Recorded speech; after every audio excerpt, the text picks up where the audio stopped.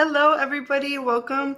Thank you for joining us today for our Financial Assistance live session, which stands for In Vaquero Experience Sessions.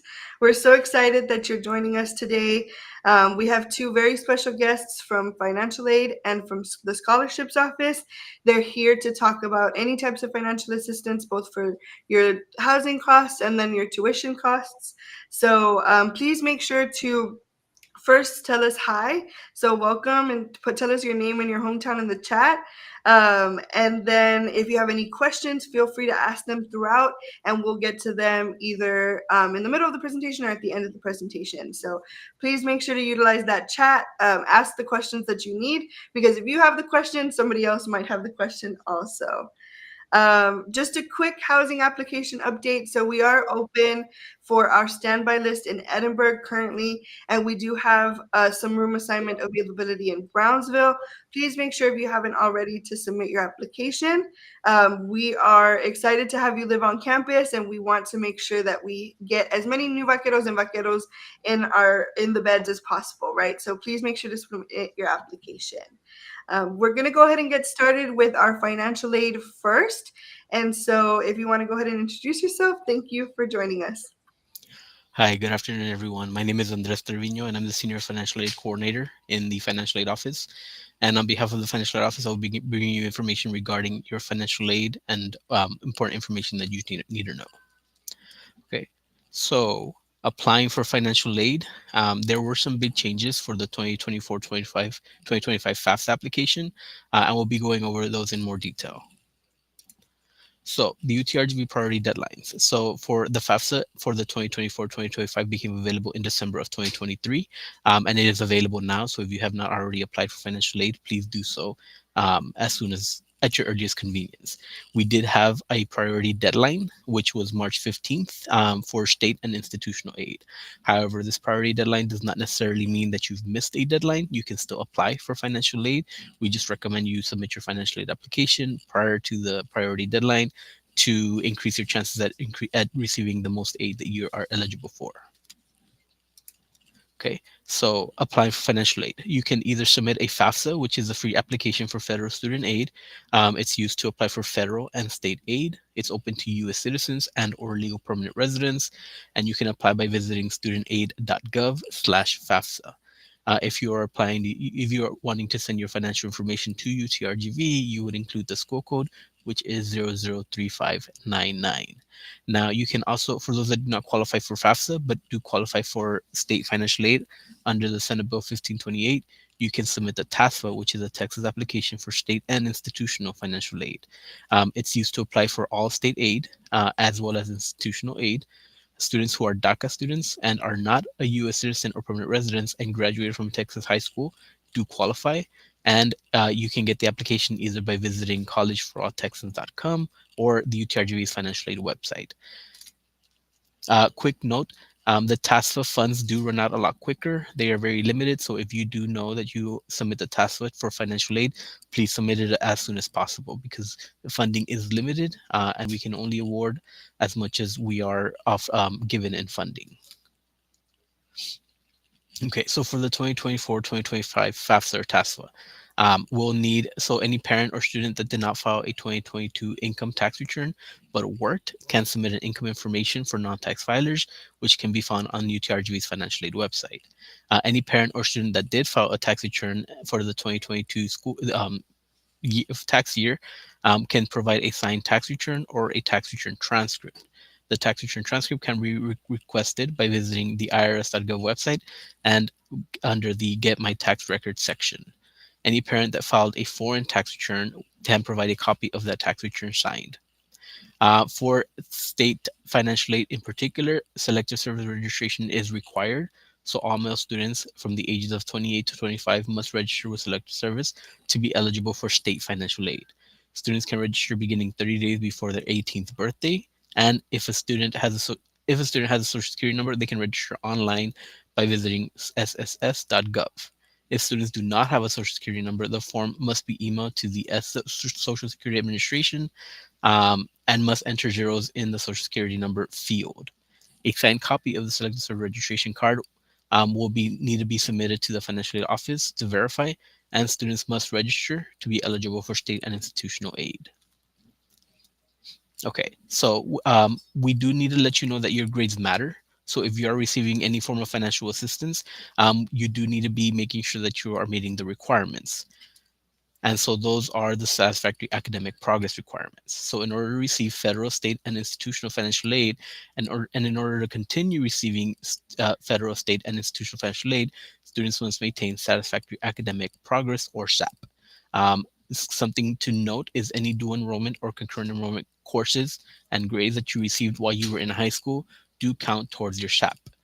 Some grants and scholarships, excuse me, some grants and scholarships may require a specific GPA to be eligible for state aid, for aid, which is the Texas grant or the tuition advantage. So to maintain your SAP to be in good standing, students must meet three requirements. So you have to pass at least 67% of the courses that you attempt overall for undergraduates. You need to be maintaining a 2.0 GPA, and you have cannot exceed 180 attempted credit hours. So as long as you're meeting all three requirements, you can continue receiving financial aid. However, as I previously mentioned, the SAP minimum GPA is a 2.0. However, some types of financial aid do have a different GPA requirement. And as I previously mentioned, the Texas Grant and the Tuition Advantage are two examples. Both of those types of assistance require a 2.5 GPA to be eligible to receive either the Texas Grant or the Tuition Advantage. Any other type of financial aid requires a 2.0 GPA minimum. Okay. Now, let's say what happens when you do not meet one or more of the requirements. So the first semester that you start at UTRGV or any higher institution, your SAP status will be in good standing. However, at the end of the first semester, if you do not meet one or more of the requirements, then for the following semester, you'll be placed in a warning period. Now, during this warning semester, you are still eligible for aid and you can receive financial aid, but this is your second chance. This is where you would need to meet the requirements, the SAP requirements, the ones that you did not meet previously, in order to go back into good standing. So at the end of the second semester, if you meet all three requirements again, then you'll be placed back in good standing and you'll continue to receive financial aid as normal. However, if you do not meet the requirements at the end of the warning semester, then you'll be placed in suspension for the following semester. Now, what happens if you get placed in suspension? So students who fall under the suspension are required to complete an online financial aid appeal. Okay, so for each type of appeal, either GPA, the PACE, which is a 67% passing rate, or the maximum time frame, you exceeded the 180 attempted hours that financial aid allows, students are required to provide a personal statement, appeal letter, and documentation pertaining to that letter. Successful appeal letters include a description of the events that occurred during whatever semester that you didn't do so well. The type of appeals considered for approval with proper documentation are described in the next slide. So some supporting documentation examples are, for example, death certificates, police reports, medical documentation, and a letter from a third party, which can be a professor, counselor, pastor, teacher, but it cannot be a letter from a relative or a friend. Now, to have grounds for an appeal, you do need to have experience in extenuating circumstance. An appeal must be based on significant mitigating circumstances that seriously affected your academic performance during that semester. Examples of mitigating circumstances is a serious illness for you or a family member, serious injury, a death of a family member, if you were in a terrible car accident, a divorce, or any similar situation. Now, these are considered something that was out of the student's control. Okay, so this is something that you had no control over. It occurred during the semester and it greatly impacted your academic studies and your performance, and that gives you grounds for appeal. As I previously mentioned, documentation is going to be required. So if there was a death in the family, you can provide a death certificate. If you were hospitalized or if you were in a car accident, doctor's a letter from a doctor or the police report can be provided as documentation. However, note that work is not considered a hardship because financially is provided to supplement the student's income in order to reduce the number of hours that the average student would have to work in any given week. It is the responsibility of the student to successfully complete all classes enrolled. So a demanding work schedule would not be grounds for an appeal. Okay, so now we're going to go and explain the types of financial aid. So the first type of financial aid are grants. So grants is money based on your student aid index, which you may qualify for, that is not expected to be paid back as long as you continue to meet those SAP requirements. So some examples we have is the Pell Grant, which is a need-based federal grant, and you can apply for this by submitting the FAFSA. We have the SEOG grant, which is another need-based federal grant for Pell eligible students, and it is also limited in funding.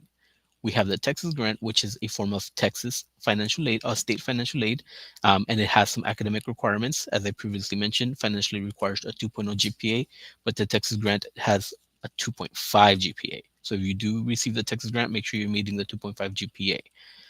And funds are very limited. Once we do exhaust our funding, unfortunately, even if you meet the requirements, we wouldn't be able to offer it to you. So that's why you want to submit your FAFSA before the priority deadline to increase your chances of getting the Texas grant. Tuition Advantage is a form of institutional financial aid, and funds are also limited, and it's on a first come first served basis. Again, Tuition Advantage has a 2.5 GPA among other requirements, which we'll go over in a little bit. And as I mentioned, it is limited in funding. So once our funding is exhausted, we wouldn't be able to continue awarding even if you meet the requirements. And then we have the TPEG grant, which is another state grant, and funds are also limited and are usually awarded on a first come first served basis. And now we're getting into student loans. So student loans is essentially a loan that's provided by the Department of Education, and this is money that you borrow now and you pay back after you graduate. So this is borrowed money that has to be repaid with interest when the student graduates or stops attending school. So you borrow a student loan. However, while you're taking 6 hours each semester, you're not expected to begin making payments towards your student loan. You can if you want to, but you don't begin making payments until 6 months after you graduate or stop attending. These loans can be need-based or non-need-based, and the interest rates are usually determined by the Department of Education, and they can vary by loan type. We have the federal direct subsidized loan, and this is a loan for undergraduate students only who demonstrate financial need, and the federal government pays the interest while the student is in school. We have the federal direct unsubsidized loan, the loan for students that do not demonstrate financial need, and the interest starts accruing while the student is in school. So both of these loans are offered to undergraduate students. However, one of them is need-based, meaning you have to be eligible for it, and one of them is not. The subsidized loan is need-based, and you need to be eligible to get the subsidized loan, while the unsubsidized loan is not need-based, and you do not need to be eligible. Um, and another key difference is that the subsidized loan, the interest that it's accruing while you're in school is going to be covered by the federal government. Any interest that accrues after you graduate or stop attending, you would be responsible for. With the unsubsidized loan, the interest that's accruing from day one, you would be responsible in paying back towards the Department of Education. So that's why the unsubsidized loan is not need-based. And then we also have a Parent Plus loan, which is available to parents of dependent students. So if your parent would like to take out a loan on your behalf, they can do so. However, the parents would be responsible in paying the loan back. Okay, so now we have the tuition advantage. So the tuition advantage is a filler gap in tuition and fees uh, to help pay for your tuition and fees per semester. Okay, this is it's meant to pay for any tuition and fees that is not covered by other types of aid, gift aid to be specific, like grants or scholarships, including federal, state, private, and institutional aid. Now, for example, let's say your tuition and fees are 5,000, and let's say you got 4,000 in grants and scholarships. So that $1,000 that you would need to pay out of pocket, the difference of what you still need to pay. Now, if you are awarded a tuition advantage because you met the requirements and you did your FAFSA early, and you were awarded the tuition advantage will pay the difference. It'll pay the remaining 1,000 that you would normally would have had to pay out of pocket. However, because you did it in time, that there's funding and you met the requirements, you were awarded the tuition advantage. Okay. Note that it's not to be given. It's not to be. You would not have a refund. Okay. So again, it's just a filler grant. It's used only to pay the difference in your tuition and fees from what you would need to pay out of pocket. Okay, and so the requirements to get the tuition advantage to be eligible for it, better said, is to have a family income of 125,000 or less, as well as demonstrate financial need on the FAFSA or TASFA. You need to be classified as a Texas resident. You need to be enrolled for 15 hours or more each semester that you're receiving the tuition advantage, and you need to be enrolled as an undergraduate in a degree seeking program towards a first bachelor's. So if you're getting a second bachelor's degree or a master's, unfortunately, you do not qualify. If you're an entering freshman, you need an ACT composite of a 19, an SAT composite of a 990, or be in the top 10% of your graduating class. Keep in mind you only need to meet one of the three requirements. You don't need to meet all three: 19, 990, or top 10%. One is fine. And you do need to be accepted to UTRGV and have your FAFSA and TASFA completely processed and submitted by April 1st. Okay, so all these requirements would determine your eligibility, and if you are eligible, you can be offered the tuition advantage. However, if again it is limited in funding, so if funding is exhausted before we can award you the tuition advantage, even if you meet the requirements, unfortunately we wouldn't be able to offer it to you. So that's why it's very important you submit your FAFSA at the beginning, as soon as possible. Okay, so now we're going to talk about work study. So work study, so UTRGV offers different types of work study programs from the federal, state, and institutional financial aid. Now, work study helps students find part-time student employment to currently enroll students in need of additional funds. And some of these part-time employment will be on campus, and there's a few off campus. They're both on the Brownsville campus and the Edinburgh campus. Work study student employment offers a flexible work schedule and provides student opportunities to develop and improve professional work experiences. I personally am a product of work study. I highly recommend it because you are already on campus, so you don't need to be traveling to and from school and your job. You don't have to struggle with finding parking, running late, et cetera, et cetera. Once you get out of class, if you're scheduled to work, you can just walk over to your workplace, work, and then you can go home, study, or do whatever else you need to do. As I previously mentioned, another key benefit of work study student employment is they have flexible work schedule, because the mentality of the work study program is that you are a student first and an employee second. If you are not allowed to work during class time, and if you need time to study, your supervisor is highly encouraged to give you that time to make sure you are keeping up with your studies, because again, you're a student first and an employee second. The UTRGV Work Study Program employs over 1,000 students per academic year on campus or with pre-approved off-campus organizations. And if you are interested in work study, you can submit the additional aid request by visiting utrgv.edu/additional aid. One key thing to note about the work study program is that it's also limited in funding. Once our funds have been exhausted, even if you are eligible for work study, you would not be able to be awarded work study because there are no more funds to offer. And yes, if you have been awarded work study, and if you're interested in finding a work study a job, you can visit JobX through your my.utrgv.edu account to see the available openings. Okay, so now we're going to briefly go into the budgeting and financial planning aspects. UTRGV has partnered with Inceptia to give you a leg up on financial education via their online program, Financial Avenue. This provides free courses along with smart resources to help you achieve your personal financial goals. Okay, you can visit fa.financialavenue.org to create an account. And here is a quick snippet of how you would see when you're creating your account. It's highly encouraged to get yourself informed on so that way you can reach your financial goals while you're in school and after you graduate. Some of the courses that are offered are on screen. Some are college and money, FAFSA, loan guidance, spending and borrowing. There's something for everyone, and these courses can help you reach your financial goals.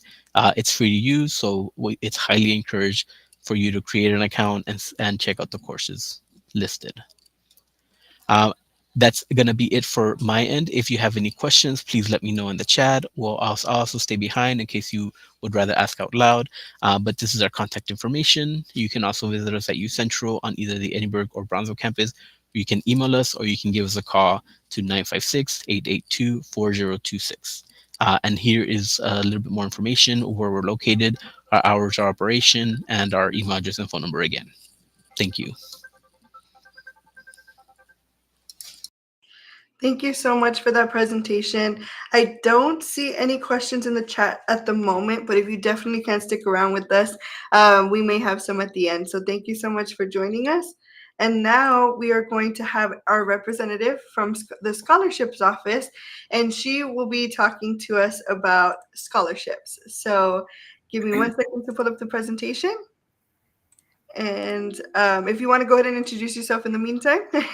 Excuse me. Good afternoon, everybody. My name's Teresa Villarreal, and I am a scholarship coordinator with the Office of Scholarships and Enrollment Communications here at UTRGV. I'm very happy to share with you the information that we have regarding receiving a scholarship at UTRGV, what you have to do in order to receive a scholarship. So I'll be going through the presentation on our online application for all university-funded departmental and endowment scholarships.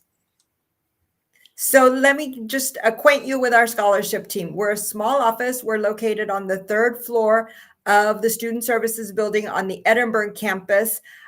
We do have a representative on the Brownsville campus who's located in U Central. Vanessa Maldonado is our director. Brenda Coward is the associate director, and Brenda handles all athletic scholarships as well. Irene is our assistant director who is on the Brownsville campus.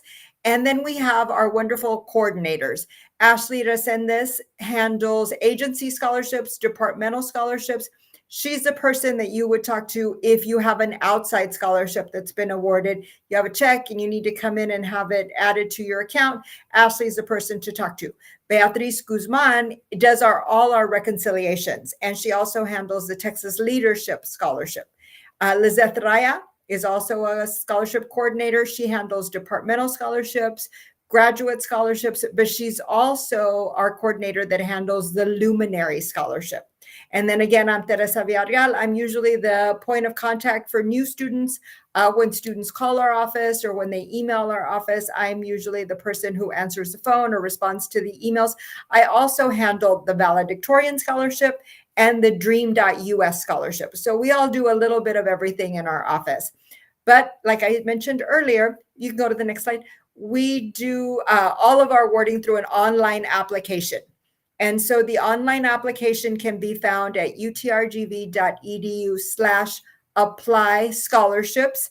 It's on a platform called Scholarship Universe. And the good thing about that platform is that it's kind of the one-stop shop for all scholarship-related applications. And so you would log into the application using your UTRGV credentials, and that's your UTRGV email and password.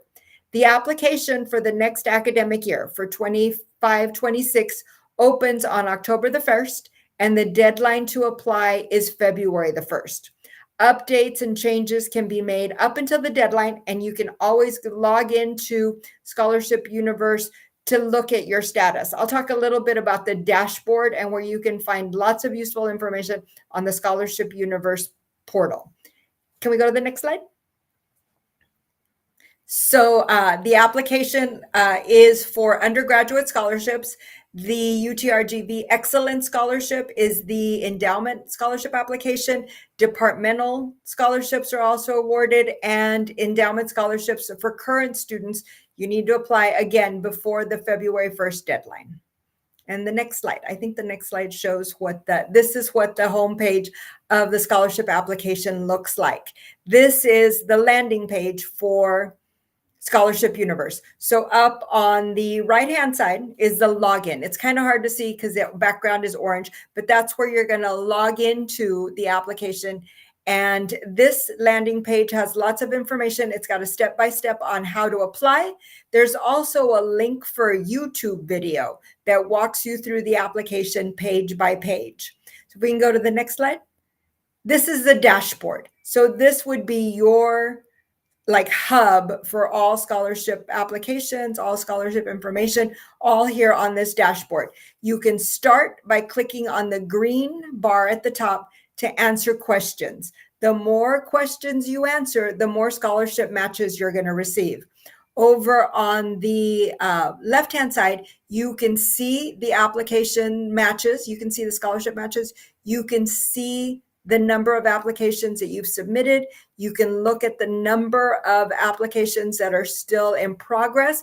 And when you're awarded a scholarship, this is also where you would go to accept the scholarship and submit thank you letters. Some scholarships require thank you letters to the donor, and it's all done through this Scholarship Universe dashboard. Next page. So this is what the questions look like. The more questions you answer, the more matches you're going to receive. And so you can just go through and answer all the questions that are relevant to you. And the more questions you answer, there's a little box on the right-hand side that shows the increase of your scholarship matches. So this is where it all begins. answering questions about what you want to study, about what you plan to do once you graduate, lots of questions about your background, things like if you drive a motorcycle, or if you attended an elementary school that has a scholarship that they award to their alumni, all through this question portion of the application. So this is the matches. When you can look at the matches that you've received, you can, the ones that are university funded will be listed first. You can click on the more information button. You can view the requirements for each one, and then you can apply for each of these scholarships. And the more scholarships you apply for, the more it increases your chances of being awarded a scholarship. The matches will be based on, again, the answers from your previous screen. So some of them will have additional questions that you need to answer. Some of them will have where you can put in like a paragraph. Some of them, it all varies, but it's all done through this application. So you can look at this and you can submit through when you get to this page on the application site. And then not only are university funded scholarships available through Scholarship Universe, but external scholarships are available. So when you look at your list of scholarship matches, some of them will be university funded and they'll have like an icon for a little building.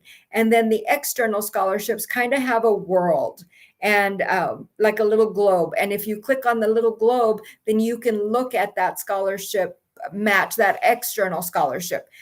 External scholarships not funded by the university, they all have different deadlines, different application processes, and different requirements. So you can look at each one of them to see if you want to follow through with applying for the external scholarships. Now, in order for an external scholarship agency to be added to the Scholarship Universe portal, they have to go through a vetting process. So we know that all of these external scholarship opportunities for our students are legitimate. They've been vetted, and we know that it is a good opportunity for one of our UTRGV students. So recommendations. Some of these scholarships will require recommendations, and you can send an email to your recommender. This is the page where you would enter their email address. You can give them a deadline, and you can also send them a brief paragraph requesting the recommendation. They will get a link to log on to that recommendation and complete the recommendation for you. And it's kind of like a survey, or they can upload a letter that they already have for you. So it's all kind of easy to do it through that application. You don't have to send a separate email, and they don't have to send a separate email somewhere else. They can just upload the recommendations directly onto the Scholarship Universe portal, and we can review what's been submitted because it's kind of added to your electronic file. And so we will review any recommendations that are submitted when we are making the selections for certain scholarships. So if you are selected to receive a scholarship, students will be notified via email. Please review all of the requirements and accept the scholarship by the deadline. We usually give students a deadline to accept the scholarships. And if a student doesn't accept by the deadline, what happens a lot of times is that the scholarship is canceled. And once it's canceled, we may or may not be able to reoffer it again. So it's very important for students to read the letter and accept by the deadline. Current students, because the deadline is February 1st, current students will be notified towards the end of the spring semester into the summer, and we continue awarding until all funds are exhausted. Scholarships can be combined with other financial aid awards, and scholarships always pay towards tuition first. But if tuition and fees is covered by other grants and other scholarships, students can definitely use scholarships to help pay for housing. So this is what the award notification looks like. This award notification is sent as an email to your UTRGV email account. If you're selected to receive a scholarship, the subject line is scholarship award notification, and there's a link to log on to the Scholarship Universe portal and accept that scholarship. There's always acceptance criteria included in the email, and our contact information is on the bottom of every email. So if you receive one of these great notifications, please follow the link to accept the scholarship offer. And just a couple of reminders. The deadline to submit the application is February the 1st for current students. Log in using UTRGV credentials, email, and password, and scholarships are awarded on a competitive basis until funds are exhausted. And what competitive basis means is that GPA is very important. We look at students with high GPAs in order to receive especially departmental scholarships. The departments want to select their best and their brightest to help pay for their education. And so GPA is extremely important when it comes to scholarships. So this is our contact information. If you have any questions, please feel free to call us. We're in the office Monday through Friday, 8 to 5, and our office number is 665-2935. That's the number that rings on my desk. So 95% of the time, I'm the one that answers the call and I'm the one that answers questions. You can email us at scholarships@utrgv.edu, and we have lots and lots of useful information on our website, which is utrgv.edu/scholarships. So at this time, I'll open the floor for questions. If you all have any questions, please put them in the chat. If not, feel free to, like I said, call or email us with any questions or concerns you have about scholarships. Now, when the scholarship application opens in October, we will send emails to all current students, encouraging them to submit the application before the deadline. We also run a banner on the My UTRGV homepage with a hyperlink to that scholarship application. And that banner runs from October 1st to February 1st. So we want to encourage all students to apply for scholarships and to, have the opportunities to receive some assistance with helping pay for their college. Thank you so much for that Thank you. information. I'm going to go ahead and bring Andres on screen as well. I don't see any questions coming in the chat. They have been pretty shy this summer, but I think also your presentations were very informative, and we really appreciate it because it applies to all students, but then especially to our housing students.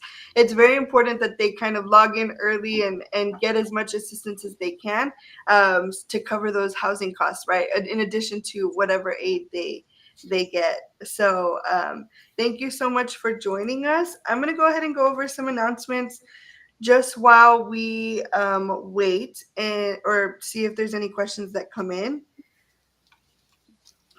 But it doesn't look like any questions. Let me go ahead and replace my screen. I was able to put up some QR codes. So actually, let me go ahead and do that. There was a couple of QR codes. So the first was to JobX. Right here in the corner of the video, you'll see a link to JobX or a QR code to JobX. That'll take you to the JobX postings. And then, like he said, just look for the ones that say financial or work study. We actually do have a work study posting. We'll be sending an email out to all our residents soon with the work study link for our person, like our desk assistant job posting. And then the second one is for the scholarship office. So there's a QR code right here. You can go ahead and scan it and go to the scholarships universe page. And I personally was browsing them the other day just because I was interested, and there are just so many scholarships available for students, and so making sure that we are taking advantage of those and getting the deadlines in or getting before the deadline. No questions just yet, so I'm gonna go ahead and showcase our welcome home weekend.